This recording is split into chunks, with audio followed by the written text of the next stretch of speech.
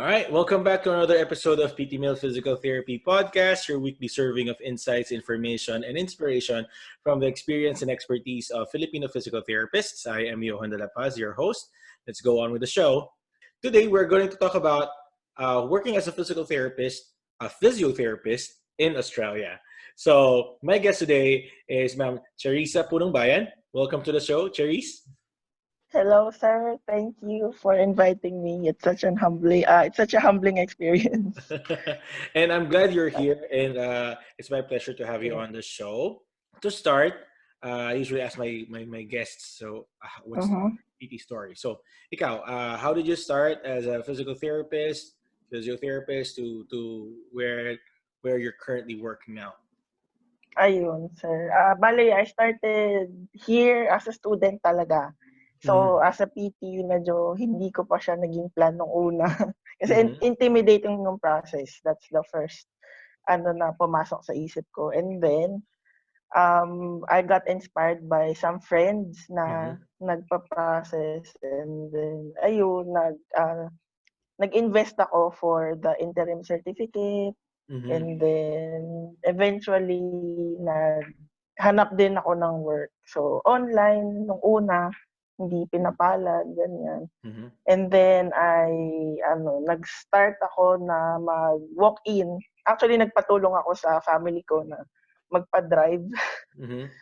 And then, ayun, tinulungan nila ako na mag-roam around sa area and then look for a job. And Mm-hmm. then, ayun, na There. blessing naman na nakita ko physical solutions.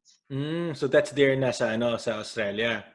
Okay, Yes. that's great. Sige, pag-usapan natin yan Uh-uh. further later. Pero how did you become a physical therapist in the Philippines? Ano yung naging motivation mo when you started? Motivation ko, I Uh, actually got inspired from my elementary teacher. Talaga? Kasi, kasi siya, yung grade 5 teacher ko siya, and then she was a physiotherapist then. She was aiming to go to the US pero hindi siya nakapag-board exam ata. Or she Uh-huh. failed once, and then ayun, parang na-curious ako. Sabi ko, "Ma'am, anong ginagawa ng PT?" Ganyan. Uh-huh. Then, in-explain niya. Kasi, syempre, ang usual notion ng PT sa Pilipino is, di ba, masakit sa atin, Mamasahe. pero Oo. nagmamamasahe tayo. Totoo. And Oo. then, yun, in-explain niya na, hindi naman siya masahe, pero nagpapa-exercise tayo, ganyan. Mhm. And then, we help people para yung mga na-stroke, ganyan, Mhm. na makalakad ulit, Mhm. return to function, ganyan. Right. So grade 5 Yun. pa lang may Mm-mm. parang idea ka na you go to physical therapy. Oo, option ko siya kasi before talaga gusto kong maging doctor. Mhm. Okay. So what made you stick to physical therapy? Yung kasi, parang sobrang broad nung ng practice ng physio na parang pag itinuloy ko yung med, although magandang option din naman si medicine, pero madaming untapped na opportunities sa physio. Right. Okay. Yeah. Physio kasi sa Australia, physio ang tawag sa Yeah, sorry sir, nasanay Hindi, ako. go. Let's stick to that. Kasi actually maganda nga pakinggan yung physio eh. Actually, di ba, World Confederation of Physical Therapy changed their Mm. name na to World Physio na. So I think nandun na rin naman papunta tayo. I think it's just US and Philippines who are just using physical therapists. Other Yes. Oo. other countries are already using physio, Mm. Europe, Australia, Mm. even India, and Yes. so I think Mm. baka tayo magbago na rin. Baka Philippines and US baka sumunod na rin. Ewan ko. Yes. Maganda kasi pakinggan eh. As compared Correct. to, like, some people would mistake PT, yung like the Mm. acronym PT as personal trainers. So I think kung True, sinabi natin true. physio, Physio, yeah. physio, ano yun? Sosyal. Dito sa yun nga, kaya iniiwasan ko din gumamit ng PT kasi nagkakaroon ng confusion Mhm. Sa with the personal trainers. client. True. Mhm. Dito naman kasi sa US, yung initials na PT is protected by law na physical therapist Mm. lang ang gagamit niya as Mm. designations. Pero I see. recently dun sa bago kong work, merong gumagamit na rin ng ewan ko kung because it's internal, ang Mhm. ginagamit nilang initials na PT is equivalent to psychiatric technician, psych tech. Mm. So, Mm. ako, na nagsisignature ako ng PT sa dulo, parang sabi sa akin nung pinalitan ko PT, you might wanna change the initial PT or make it a whole word because they might mistake Oo, it into a psych tech. Sabi ko, ay, ako pa mag-a-adjust. correct. Sabi ko, okay. Anyway, Yes. okay, so Australia. Okay, it's Mhm. another option for Filipino physical therapists who want to go abroad and practice Yes. to work. So Australia. So Mhm. my question to you is first, bakit Australia? Why did you wanna decide to go there and not in other countries? Australia kasi main reason ko kung bakit ako nagpunta dito is because of my relatives.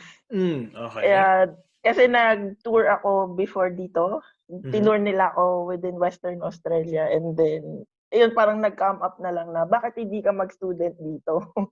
Oh, okay. Yes, and then that time parang medyo naghahanap din ako ng direction. Mm-hmm. Okay. And then ayun, so parang, fast forward, Nandiyan ka na. nag-apply ako and then Mm-hmm. nandito na. Right. So, main motivation is really your relatives. Mhm. Mm-hmm. Pero back then, when you were in the Philippines, were you already planning to work abroad? Pero hindi mo pa alam kung saan. Or, Ano, mm-hmm. nagkaroon ako ng option to, start the process sa US pero hindi Uh-huh. pinalad. Okay. And then nag-try din ako ng Middle East and, Uh-huh. usual Singapore. And Hmm. then wala, parang alam mo mabigat yung heart ko. So, when I processed for Australia, everything went smoothly kaya ayun, So, nandito na para ako dyan ka ngayon. talaga. True, yes. I believe that things happen for a reason. So baka the things that the doors that closes are probably not meant for you. Kaya Yes. siguro talaga napunta ka sa Australia Correct para yan, talaga sir. sa'yo. Yeah. So how long have you been there? I'm here 2 years na. 2 years Two na. and a half, yes. Mm-hmm. Okay. Mhm. So when you decided to that you're gonna start your processing in Australia, how long Mhm. was the process in the Philippines nung sinisimulan mo na? Hindi ako nag-start ng process sa Philippines. Actually dito Okay. na. I Kasi 'di ba see. nagpunta ako as a student and As a then student. Okay. I met a friend sa Sydney Uh-huh. na who went through the same process and then Mm-hmm. one of my best friends, he also did this. And Mm-hmm. then nagkaroon ako ng idea and then Mm-hmm. they actually encouraged me na sabi nila, since nandiyan ka na, why not start the process? And then ako naman, sige, go. And then Okay. ayun, thankfully my parents, gave me funds as well Uh-huh. Right. para makapag-start ng process. Okay. I see. So for people who wants to process that, kasi sa'yo yung ginawa mo eh, diyan mo na simulan yung Mm. process mo eh. Is there an Mm. option na sa Philippines pa lang mag-start na sila ng process? Yes, sir. Yes, sir. Uh-huh. Merong Okay. option. Okay. Yes. Medyo, ayun nga, medyo magastos lang talaga siya, Magastos to lang be talaga. honest. Mm. I think lahat naman eh. Even here, well, dito kasi may two options ka, di ba? You can do it on your own, which is like you have to Mm. shell out your own money and go to Yes, an true. agency which they Mm. would shoulder everything. Yes. Pero bawas naman yung Yes. salary mo. So doon naman ang kinuha. Mm. So sige, pag-usapan natin how the process is. Okay, Paano sige, ka sir. magsisimula ng pag-process ng mga ng how to work in Yes, Australia. okay, sir. Sige. Ayun, bale, firstly, siyempre yung unang gagawin Mhm. natin is for you to get the interim certificate. Mhm. And yung interim certificate, it's just, ano nga ba yun?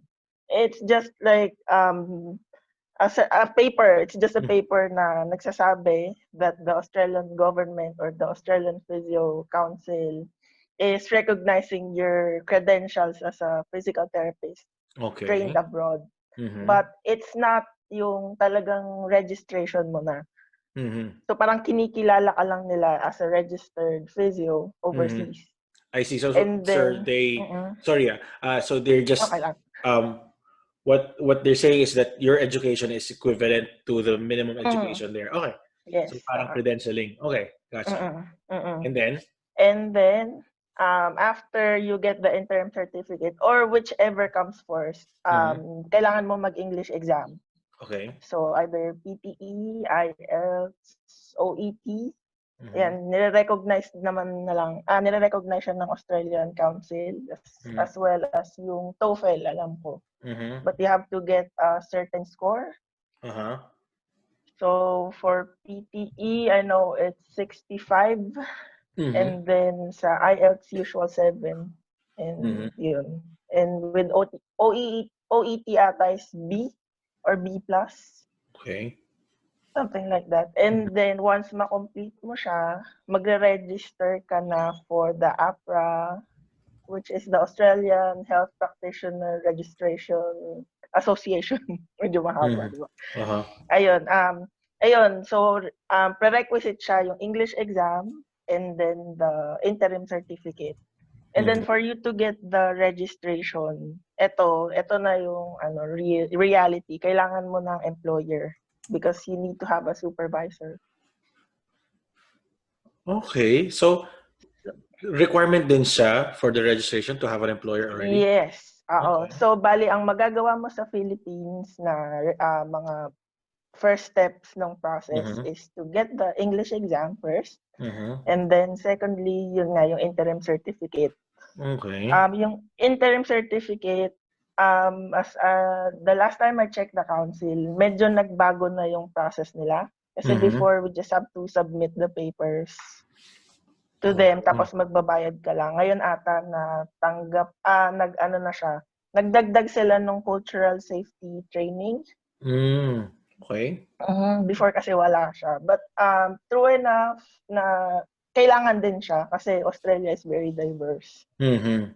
So appropriate din na mag-training ka for cultural safety. Parang sa US din, yun, din may cultural Mhm. competency. Okay. Yes, true, sir. And then, ayun, yun nga yung first registration, kasi dalawa siya, isang limited registration under Oh. supervised practice, and Uh-huh. then the second one is yung general registration na. So Mhm. for you to get the limited registration, yun, kailangan yung interim certificate, and then the English exam, and then signature of 2 supervisors. So kailangan, after mo makuha si interim certificate in English, Mhm. doon ka na magsa-start na maghanap ng employer. Okay. Yes. Then, pag nakahanap ka ng employer, Na willing mag-sponsor, uh-huh, doon sila yung magpa-process for your APRA registration, limited registration limited to be registration. to be exact. Yes.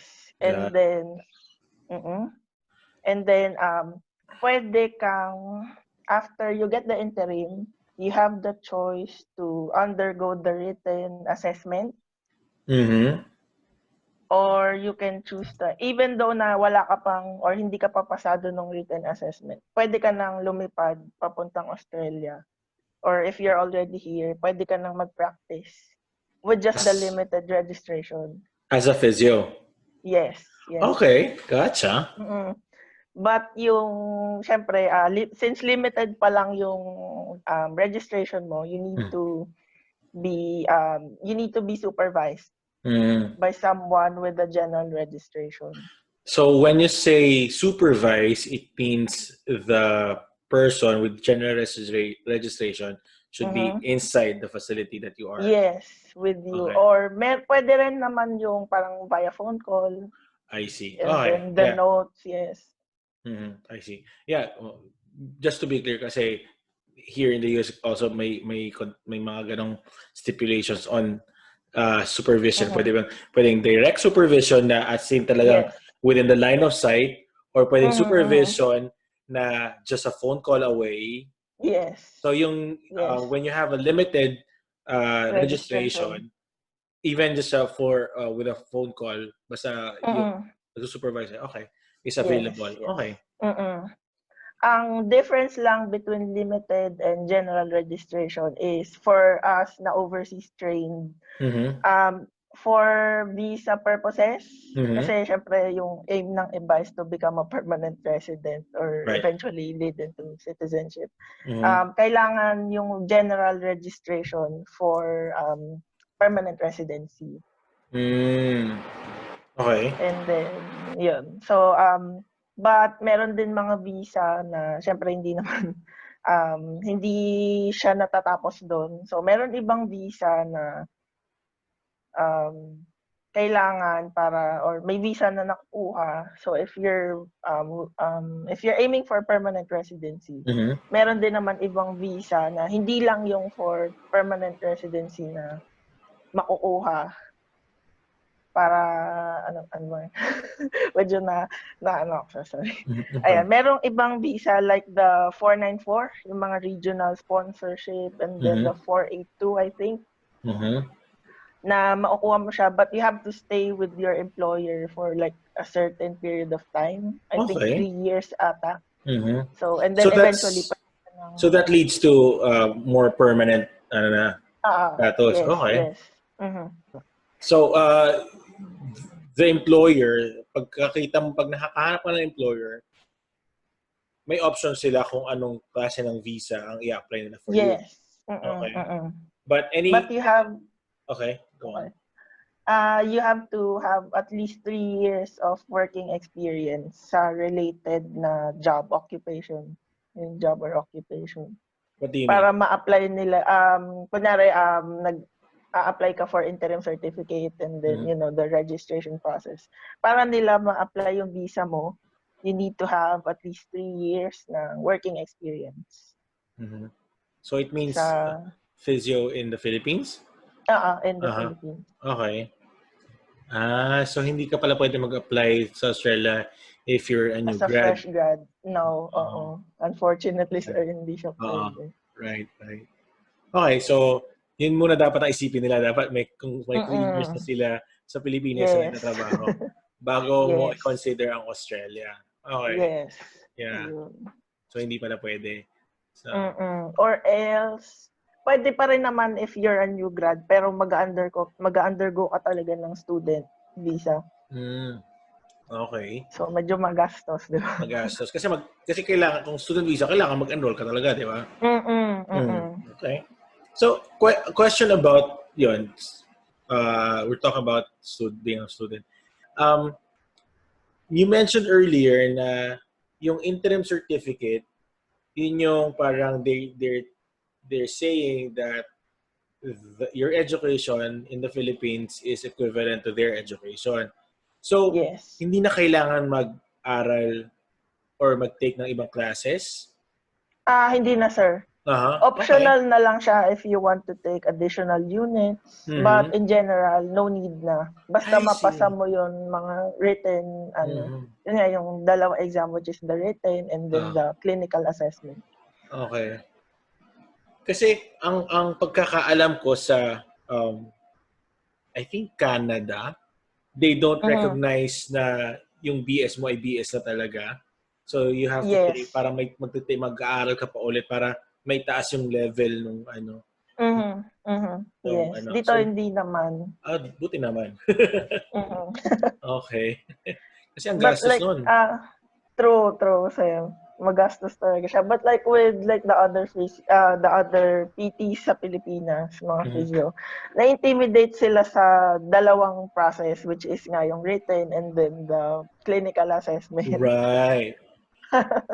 So paano yun? And then, ayun, kaya nag-come up. It's the group na, yun nga, na sinalihan mo, sir. It was not just my idea, but ito yung idea nung CEO ng company. Okay. Kasi nga, na ano siya, parang na-notice namin kasi I do have friends na interested din magpunta dito and then they were asking me na, how did you do it? Ganyan. Then, one time, parang nag-uusap lang kami nung CEO kasi medyo hands-on siya. Palagi siya dun sa clinic. Sabi niya, kung maraming nagtatanong sa'yo, parang why not come up with the group na, to invite other physios na interested magpunta dito. Right. Then we'll try to help them with the process. Mm-hmm. Right. And then, And ayun, kaya what nabuo. for those who are listening, the group that we are talking about is the Physical Solutions Overseas Qualified Physiotherapist Support Group in Mhm. Facebook. So Yes. this is the group that they, uh, Cherissa, came up with for those who are in the process, for as a Yes. support for those who are in the Mhm. process to becoming a physio in Australia. So Yes. it's a support group. Well, hindi siya hindi siya recruitment agency. True, Baka sir. isipin ng mga tao recruitment agency. It's a support Oo. group. They Support. provide guidance. Yes. So hindi nila re-recruit. Pero if you're just Mm. wondering how to get like starting your process or get some guidance, that is the group that you want to join. Yeah, Physical Mhm. Solutions uh, Overseas. Search nyo sa Facebook, nandun siya. Tapos makikita nyo yung logo nila, Physical Solutions. Mhm. Tomorrow's treatment today. Today, yes. So when you got there, did you start working already with them, Physical Solutions? Yes. Kasi kailangan mo na Bale, employer, di ba? oo, Uh, oo. Bale, nung parang ang nangyari kasi is parang akong naging working student. mm-hmm. Kasi nga, yun, yung process, Right. ganyan. And then, right now, I'm still doing that process. Mm-hmm. Kaya, yun, medyo mahaba-haba pa yung journey. Mm-hmm. Kasi kaka-start ko lang din. So pag gano'n, kumari, is there an exact or an approximate timeline in doing so? Kumari, nakahanap ka na ng employer. Okay, edi Mhm. Mhm. mag-start na yung, pwede ka mag-register for Australian Limited. limited na registration. Registration. Mabilis lang ba yun? Oo sir, kasi after mo makuha nung limited registration, pwede ka na nila apply for visa. Okay. And then the And visa, usually 3 to 6 months. 3 to 6 months makukuha mo na. Mhm. Pero while Mm. you're waiting, you can start working already under the registration? Hindi pa? Oo, pwede naman sir, pwede na. Actually, Okay. interim certificate pa lang, pwede ka na mag-work. I see. Mm. Okay.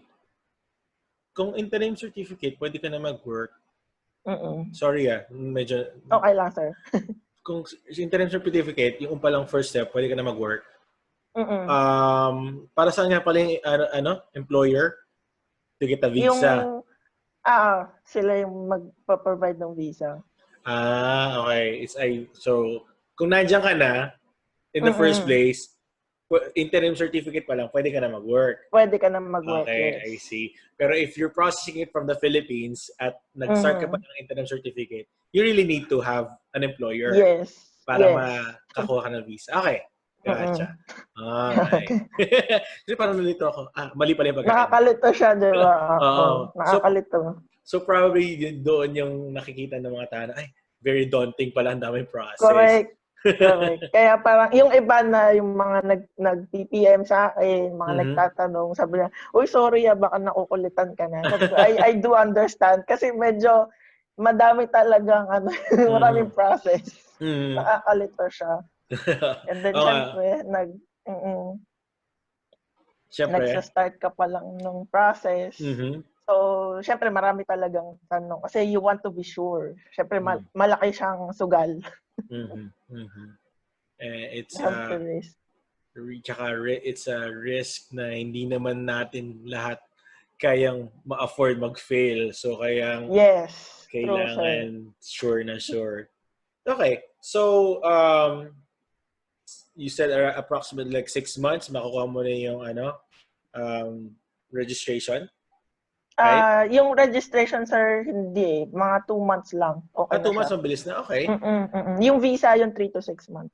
Visa 3 to 6 months. Gotcha. And then the 2 months for registration, yun na yung maximum. Kasi pag minsan mabilis kasi yung nila, yung process. Minsan, lalo pag pa-holiday na medyo mabagal na yan. Bumabagal na. Okay, so the process between the limited registration to general registration, gaano naman katagal ang processing nun? Yun, sir, May... yung medyo, yun yung medyo matagal kasi Mhm. after you pass the written assessment, Mhm. you have to be on the waiting list. So, for some people, they have to wait for like a year para makapag clinical assessment. I see. And then yung Okay. medyo mahal din kasi, sir. Mhm. Medyo mahal din yung fee for the clinical assessment. Kaya talagang kailangan mo siyang paghandaan. Mhm. Yung iba, they wait for like 2 years. Ganun. Kasi Ah. talagang, most of the people na nag-take ng clinical, sabi nga is mahirap talaga. And bihira yung nakakakuha in one take. So, you Mm. really have to prepare. Itong processing nila na limited supervision then limited registration to general registration, Mhm. foreign educated PTs lang ba, physios lang ba to, o ito din na pinagdadaanan ng mga locally trained or locally Um, educated physios? Ano siya, sir, for overseas trained lang. Kasi Overseas once trained pag lang. dito ka pag dito ka kasi nag-graduate, magre-register ko lang for APRA and then you're good to go. Wala silang Yes, wala silang exam. board exam. Yes, true. Oh, okay. Bakit ganon? Konti lang ba ang nag-o-offer ng physiotherapy dyan? Konti lang but the process is talagang medyo tedious. So Okay. from like 500 enrollees from the Mhm. first year, siguro mga less than 100 yung graduate. Okay, I see. Okay, I see. Medyo extensive. Mhm. Yes. Na I understand. Kasi nga I think with every ano naman programs na may board exam, it's also because maraming schools ang nag-offer. So Mhm. Mhm. parang you just wanna have a baseline na this is the minimum understanding of Yes. everyone. So Mm. since ganun ang situation sa Australia, so kaya nga siguro wala nang ano, no? Mm. Board True. exam. Ang saya! Ang Yes. saya! Ang saya ng mga tao dyan. Pagka-graduate, okay, physio na ako. Yes. Ah, okay. Tapos ang hirap pa pag foreign trained ka, no? Mm. Okay. So, yun ang pinaghahandaan ng mga tao is the general registration. Yes. Doon ka lang ba while applying for the general registration, doon ka pa lang mag-schedule for your clinical assessment? Hindi, sir. After you pass the written assessment, Mhm. Pwede ka i-email ka na nila. Oo. ah, Pwede ka na, i-email ka na nila na ilalagay ka na nila for the waiting list. okay. Mhm. So, even before you process your general registration, pwede ka na mag-take Mhm. nun? Okay. Yes, yes. Okay. So, hindi naman pala mahirap intindihan. Basta, ano lang. Mm. Iisipin mo lang pala. Oo. Okay, okay. Medyo marami lang proseso, pero okay naman. Mm. Madali rin pala Mm. mag-gets. Wow. Yes. Yun lang. Madami kasi talagang nai-intimidate sa Oo. pracs. Ako talaga, nung nalaman ko may practicals, Yes. Australia and Canada, sabi ko, ay, ayoko na. Yes. Wala akong masyadong baong English. Yes. Like out of the, out of Ah, context na. oo. So, if I may ask, saan ka ng process doon ngayon sa pag Sir, bale, hopefully makakapag-exam ako this December. mhm. Okay, for the Yes. Written pa and lang. okay, for the Mm. written. I see. Mm. Wow. So, paano lang na ba siya? Based on the people that you talk to, kamusta ang feedback on the Mm. exam? Is it really like hard ba daw or same as locals or more on practicals? I mean With, type of question, applications. with the written, sir, yung almost lahat nung nakausap ko is sabi nila para daw NPTE style. I see. Okay. So, situational siya. And then with Mhm. the past recalls din, ganun din naman. So, meron silang bibigay na case and then you have to diagnose. Mhm. And Okay. then mga side questions.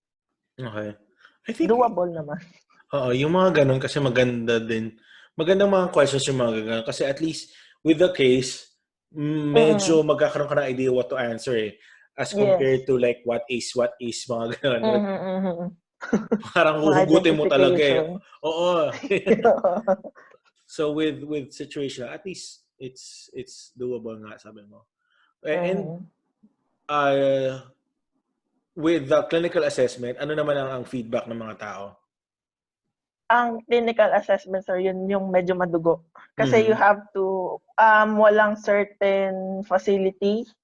So you have to, either you have to fly out or within dun sa state mo yung facility. I And then some see. of them, sabi nila is, they have to deal with the real patient.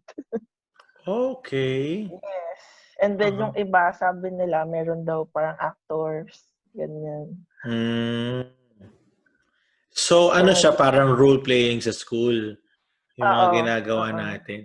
And, Yes, to the next level na, so does that include everything from history taking to plan to treatment? yes sir, oo. Okay.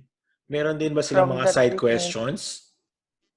Sabi nila yes, meron. Pero mostly ang bulk talaga ng grading is with the yung case. Mhm. Okay. Wow, para pala siyang ano, anong tawag doon? Revalida in action. Oo, yes. Para siyang grand prax, gano'n. Oo. Okay. Kakatuwa naman, nakakakaba. Pero, that's nice. Interesting, ah. Mm. Pero, I mean, for me, it's daunting. Pero, you said, you're gonna, sometimes they fly you out? You have to fly out? You have to fly out kasi They random yung schedule? allocation nila. Oo, random kasi yung Ah. allocation nila. So if kunyari sa case ko, I live in Uh-huh. Perth. So Oo. Western Australia, some of the facilities kasi they're in Melbourne or Sydney. Oo. So you have to Wow. really fly out. That's interesting. Gastos nga, no? Mm. No. Pero I bet maganda naman ang rewards eh. So how are you liking Mhm. Australia so far? It's very, lovely. Sa I Perth? love the weather, yes, Mm. especially here kasi hindi siya super lamig, Mhm. hindi siya super mainit din, but Mhm. and medyo nakakapanibago lang kasi yung weather dito is baliktad. So if Aha. it's summer sa US or summer sa atin, it's winter here. Okay, so But mag-winter it's, na, magsa-summer na sa mm, inyo. magsa-summer pa lang ng December. Okay. Yun. And then,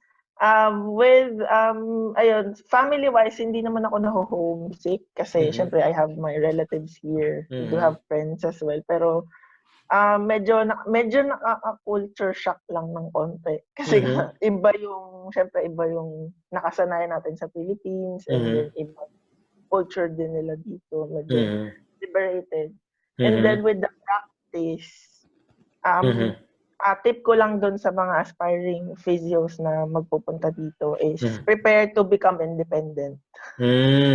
Okay. Kasi talagang once na nakuha yung tiwala mo nung mga supervisors mo and then you know the flow, they will eventually let you treat by yourself. Okay, gotcha. Mhm. So, Mhm. what practice setting are you working in? Outpatient, acute? Currently sir, nasa yung Physical Solutions is an outpatient Mhm. facility. We Okay. cater mostly with musculoskeletal injuries. Mhm. So iba-iba kasi dito merong usually yung mga neuro cases nasa hospital setting sila, yung mga Mhm. acute. Mhm. And then merong for geria talaga sa mga Mhm. aged care. And then yun yung mga private, usually sila, MSK ang tawag dito. Oo nga eh. Musculoskeletal. Nakakatuwa. Yes. May Australian, ano doon, musculoskeletal.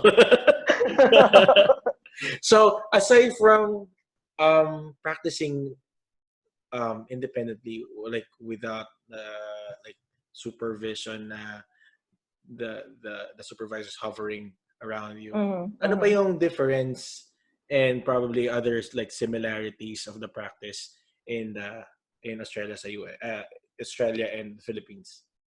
Um, Actually mas madaming difference kasi Mhm. talagang na-shock ako with their manner ng pagtitreat. Kasi dito, syempre sa atin parang kailangan may parang usual flow siya, may modalities, may Right. exercises. Right.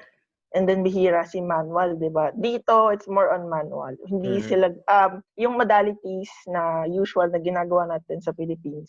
Dito is binibigay na lang siya as HEP, home exercise, home program na lang siya for the patients. And then they ask the patients to buy their own TENS machine. And even sometimes ultrasound machines. Nabibili Wow. nila yun sa mga chemist, yes. And Mahal then nun. we just have to teach them. Okay. Yun, after nila mabili, they will come back to you and then we will just teach them na, okay, you have to do this. And then, even yung mga hot packs, hindi na siya ginagawa sa mga facilities. And then, more on, mag-invest kayo with the manual techniques. Kasi gamit na gamit siya dito. And also, usually kasi, lalo pag, yun nga, MSK, musculoskeletal, mga taping, ganyan. Right. Gamit na gamit siya. And some of the supervisors ko acupuncture. Okay. Dry needling, yes. Iba-iba din kasi ang practice, scope of practice. Dito sa California, physios are not allowed to do their dry needling, pero in some states they do. So it's just a matter of law. Siguro mas malakas ang lobbying power ng mga acupuncturists dito sa California. Kaya hindi pinayagan ng mga physios. So, yeah, okay. So, what are the similarities naman of the practice in the Philippines? Similarities, siguro dun sa working culture. Kasi practice-wise, medyo malayo talaga eh. But like with the working culture na yun nga parang para din isang family kayo sa loob ng clinic. Iyan siguro masasabi ko. And with us with physical solutions, very diverse. Kasi I'm not just working with Caucasians, but I'm also working with like Chinese and Vietnamese, and we also have a Pakistani sa clinic. So very diverse. That's nice. And then ayun, para kaming family. Very supportive naman sila. So with in terms of practice, I think because you're in an outpatient facility, talagang gamit ang manual techniques. Were you about to say something? Ayun sir, to in addition lang. Dito sa Australia, I think it's same in the US, pero hindi din kami masyadong nagre-rely with like rehabilitation doctors, physiatrists. Ayun. So, it's very, you have to think of your own program, you have to think of your own management din sa patient. We can consult them. We can directly consult them, but like most of the decision making is left with you. I see. But in terms of since you're in the outpatient setting, in terms of direct access, can patients access physiotherapy without referral from a doctor? Yes, sir. Just Australia? Yes. Okay. Yes, oo. And nag-access lang sila with we call them GPs here, general practitioners. If they want if they want to claim Medicare. Kasi meron silang tinatawag na enhanced primary care. So, you're entitled to have like 5 physio sessions na libre covered by Medicare. So, if you want to have those sessions covered, you have to go to a GP first or maybe like a specialist para ma-claim mo yun. But otherwise, if you have, health, private health funds or may pambayad ka, pwede kang mag-direct. I see. Yun ang isa sa pinakamalaking difference talaga sa atin. So, for physios there in Australia, do they have like doctor of physios then?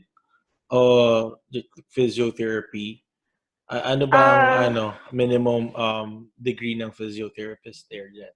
Yung mga Actually, graduate lang. sir, dito, yes, bachelor's degree talaga Okay. siya. And then, you have, since medyo may kamahalan mag-masters and doctorate, hindi na nila masyadong pinupush through na, you have to have like a doctor's degree or a master's degree. It's your own prerogative na if you want to, explore more aspects of physiotherapy, you can apply for masters or definitely a PhD. But if you just want to practice, okay na yung meron ka na bachelor's degree. Okay, that's good then. Okay. Mm-hmm. Tapos wala pa silang board exam. Board exam. Doon talaga ako bumabalik, wala silang board exam. Nakakatuwa naman. Okay. So, recap natin. The process is, as you mentioned earlier, interim certificate, tapos the English exams, and of course, find your employer kung sa Pilipinas mo sinimulan para magkaroon ka na ng visa. Limited, Then the limited registration. Then after that, the general registration. And at any time in the process, kung nasa Australia ka na, pwede ka na mag-take ng written. Then after you... sir? Bale, yung written exam, even though meron ka ng interim certificate pa lang, pwede mo na siyang i-take. Okay. So, at the start pa lang, kung basta may interim certificate ka na, pwede ka na mag written exam. Then after you pass your written exam, you general, can... for the clinical. The clinical assessment na. Yes. Okay. Simple enough. Easy, di ba? Simple lang naman. Oo.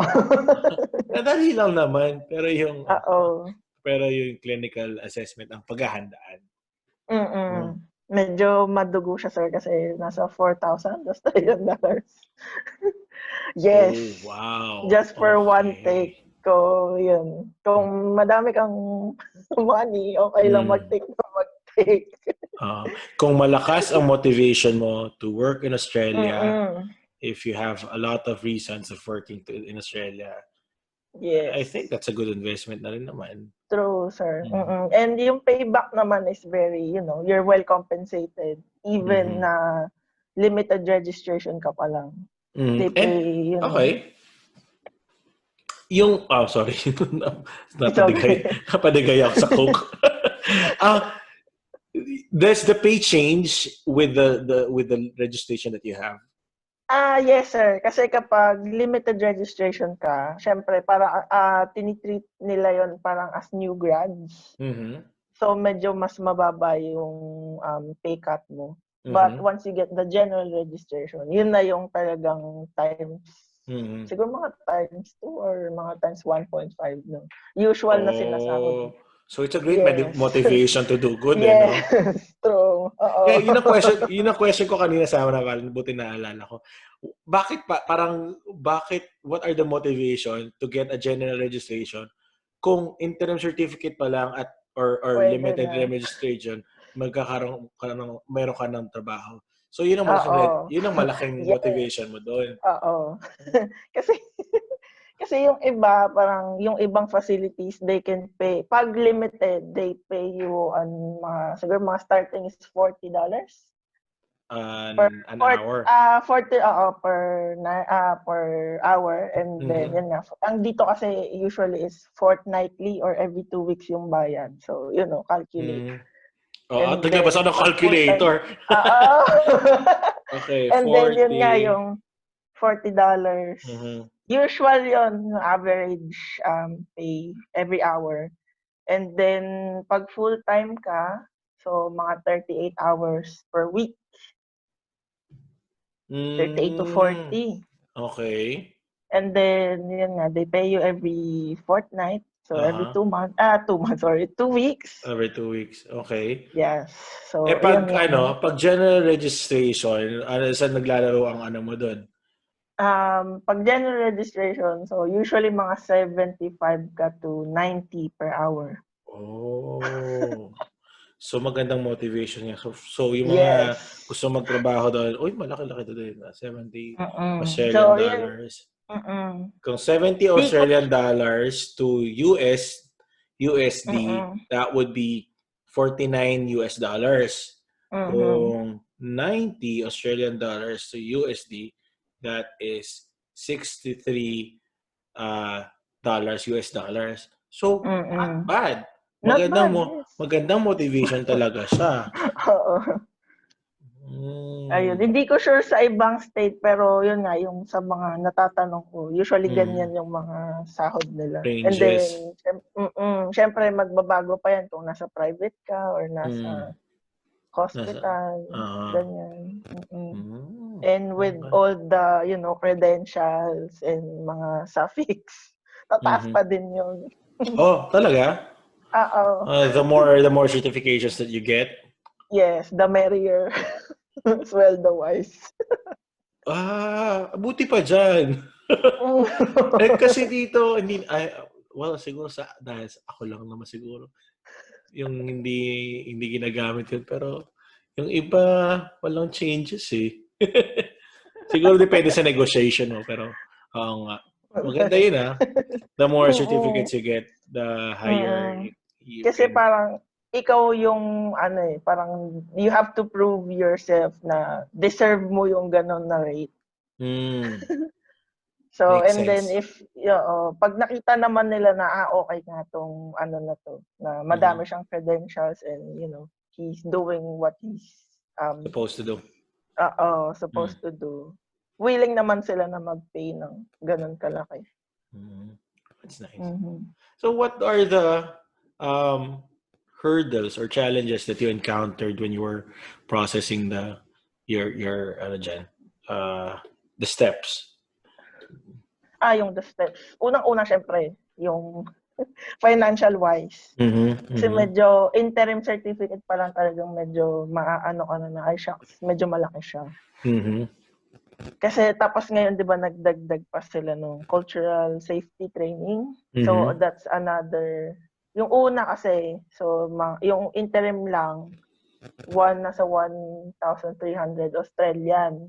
Mm-hmm. And then with the cultural safety training, so you have to add yung parang 225 ata or $255. Malaki din pag So USD. 1,500 na siya. Oh. Mm-hmm. And then syempre kailangan mo din mag-English exams. Oo. So either IELTS or PTE. So roughly 300 to 400. Dali lang. 'Di ba? Na-stuck ako sa 1,300 Australian dollars. Pag kinonvert siya sa peso, 44,000 pesos. 'Di ba? Kaya talagang it's a huge risk. Okay. Mabigat. In reality, mabigat talaga siya Mabigat sa talaga bulsa. siya. Oo. Mm. And have you encountered in the Philippines recruitment agencies that can Madami, assist? sir. Madami. Oh. Madami. Actually, kahit nung nandito na ako, Oh. na madaming nag-PPM na, oh, you want to work in Australia, ganyan. Uh-huh. Madaming nagsisend ng email. Uh-huh. But the difference, ayun, isa pa tong driving factor kung bakit namin nabuo nung CEO yung group, is because madaming nare-rip off ng mga agencies, sad to say. Kasi ang ino-offer nila na parang sige, i-aano ka namin, i-sponsor namin yung pagpunta mo ng Australia, but you have to come as a student. So Okay. pag student ka kasi dito, makakapag-work ka lang 20 hours per week. Kasi So nga syempre student with the ka. bills and all, hindi nila i-allow na mag full-time work ka when you're on student visa. So Right. syempre yung work mo 20 hours lang. Tapos hindi ka makakapag-work as a physio agad kung student ka. Mm-hmm. So you have to, work for like restaurants, Mm-hmm. mga groceries, mga tawag natin na mga blue collar talaga. Or yung iba is like mga labor intensive, ganyan. Mm-hmm. Tapos pa nagsasabay mo So pa medyo na ano. stressful siya. Nakaka-stress siya. Tapos, ayun nga, yung iba na tatanong ko, medyo nababaon sila sa utang kasi nga, syempre, the agency will pay for your trip. For everything, they will shoulder yung school and the mga processes, ganyan. Kaso, syempre, yung pag kinonvert mo siya and pag inassess mo kung magkano lang talaga yung magagastos, kung ikaw yung nag-shell out is, siguro makakatipid ka ng malaki talaga. Pag ikaw Kasi lang yung iba, nag-asikaso. kasi millions. Yung iba, sabi na parang utang nila is 3 million, 2 million sa agency. Wow. So, if you're still a student, paano ka, di ba? Siyempre, kailangan mo rin mabuhay dito. Kailangan mong Exactly. gumastos. Okay. Kaya mabuti maganda yung ginawa niyong you started a support group for people. So, it's not just for Filipinos, kahit sino na Yes, who's oo, asking sir. for support. Yung group is very diverse. Kasi, nagmo-moderate din yung isang colleague ko na Pakistani. So, she invites yung mga colleagues niya from Pakistan and then eventually yung iba din na from India. Meron din ata I think from Thailand or something. That's good. Ayan. Yeah. So, maganda tong ginawa nyo starting up a support group para at least we have for our fellow physios who are planning to start their processing. At least may guidance and idea sila sa mga pwedeng mangyari sa pagproseso. So, ayan, again, I want to acknowledge you and thank you for that. Thank you, sir. So thank you again for being in the show and Thank you, giving sir. us a few insights on actually madami tayong napag-usapan the process and what it's like to work in Australia. So again, thank you for that. Para at least yung mga curious about how it's like working in Australia, at least meron tayong idea na Australia is one other option that if you want to work abroad. As a Filipino physical therapist, isang option ito. So before I let you go, I just have my 3 last questions for you. Sige, sir. Okay. These are my last 3 bites. So my first question is you've gone through your physical therapy journey and you're still in the process of in your journey as a physiotherapist. But what do you call this? In your perception of success, in order to succeed as a physiotherapist, what do physiotherapists need to do or possess? You have to be ano ba? Medyo mahirap yan, sir. Ayun. You have to be prepared with everything. You have to be flexible. And then, syempre, you have to be open to change.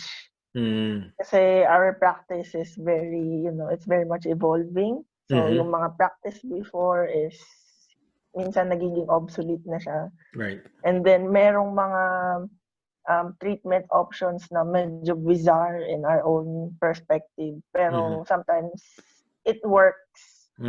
So, we have to be open to those things. Gusto ko yung sinabi mo that our practice is evolving. That's true. And what may be true in our setting or practice in the Philippines may not be something that we are practicing or we should be practicing in other settings or countries. So I love that idea. Okay, next question is who do you consider as your mentor or mentors in physiotherapy? Mentors actually kasi syempre dalawa na yung sa Philippines syempre yung mga professors ko sa San Juan de Dios shout out, and then yung mga colleagues syempre and the doctors na syempre very supportive yung mga mention as possible, and then dito syempre yung mga colleagues ko din na yun nga yung supervisors ko. Shout out to Mr. Adam and Miss Ria. And then, ayun nga yung mga colleagues. because syempre dito na sila nagpa-practice. So yung mga things na hindi ko alam, I can just ask them, and then they're very willing to help.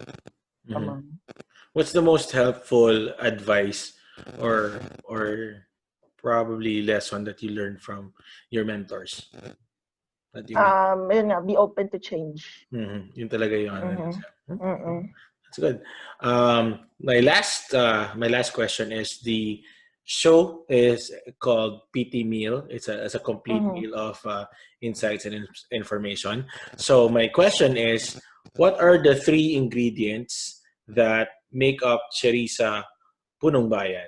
It may be a belief, uh, uh, a motto, a philosophy, a principle, a characteristic, a value that you possess that think are always there, are essential to you. So what are the 3 ingredients that make up who you are?